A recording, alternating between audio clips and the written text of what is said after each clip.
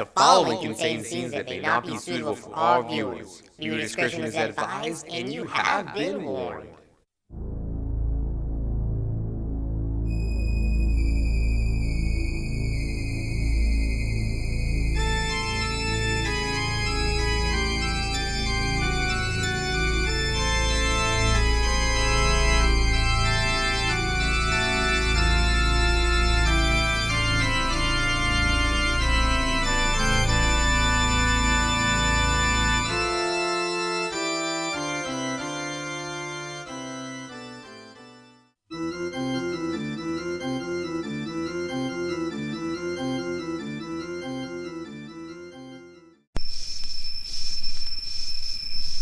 This summer's night is too hot.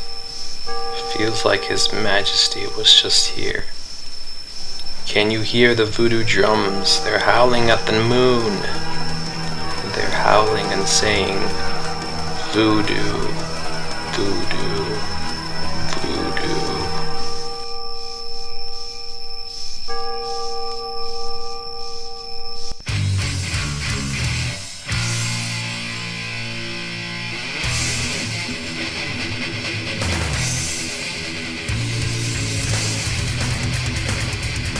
Greetings everyone, and welcome back to Animation Horrors.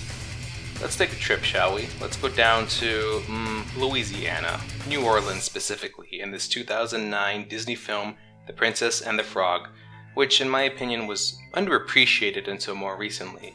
The film tells the story of a hardworking waitress named Tiana who dreams of opening her own restaurant. After kissing a prince who has been turned into a frog by an evil witch doctor, Tiana herself becomes a frog and must find a way to turn herself human before it's too late. Now, if that Wikipedia summary doesn't perfectly describe the plot, I recommend you watch it for yourself. So how can I just pass up the opportunity to talk about a witch doctor? His name is Dr. Facilier, the Shadow Man. Literally everyone calls him the Shadow Man but himself.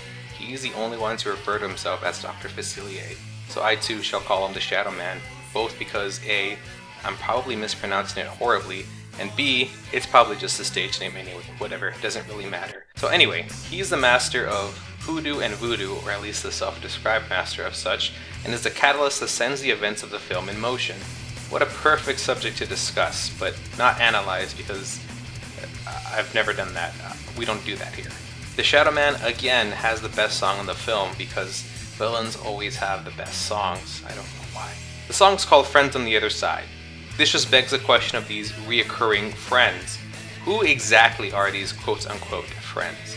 So my research shows a few different answers, but they all suggest that they're Loa. I found a few different answers, but without getting too far into it, it seems like they're some sort of divine beings, but in this film, they're depicted as masks, dolls, or even shadows. They're not the Shadow Man's henchmen per se, but they just kind of agree to help him. See, there's a deal going on here. The Shadow Man wants the green, if you know what I mean, but the Loa themselves are after, I think, the souls of everyone in New Orleans. It's not specifically clear what they're after or why they're working together, but I mean, it is what it is. We learn earlier in the film that the Shadow Man has presumably more than one debt to pay off to the Loa, and him continuously asking for more time, as well as the Loa quickly turning on him when he fails to pay his debts, suggests that they were probably tired of his false promises, and they knew that he couldn't deliver what he promised them. So, get this, the Loa also tasks the Shadow Man with maybe a power source? I'm not sure. The point is they give him a talisman to carry out his plans. That sounds kind of familiar, right? What is it with these talismans? Is it his downfall? Yes. Is it his power source? I'm not sure, but he's very protective about it. I thought all this power came from the Loa, but maybe it comes from the talisman? Or maybe it comes from the Shadow Man? Does the Shadow Man even have powers of his own, or is it just deal struck by the Loa? I can't really say, but what I do know is that shattering this talisman for whatever reason causes his demise. Let's roll that spooky clip. He had love. He never lost sight of what was really important. Easy with that. Careful. And neither will I.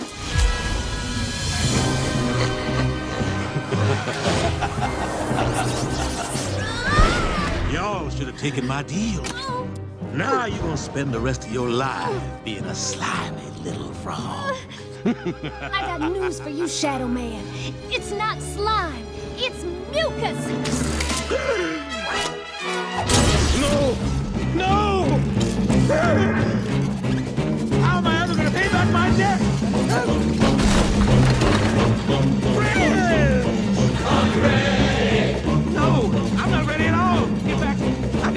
more plans. This is just a minor setback in a major operation. As soon as I whip up another spell, we'll be back in business. I still got that frog and prince locked away. I just need a little more time. No, no, please, no. Just a little more time. I promise I'll pay y'all back. I promise.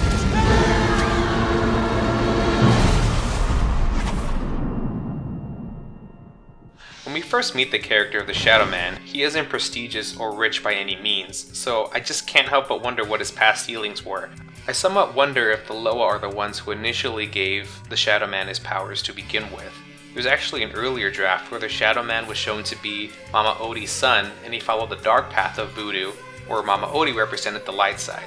And I guess that could be correct, because again, it's never explicitly said.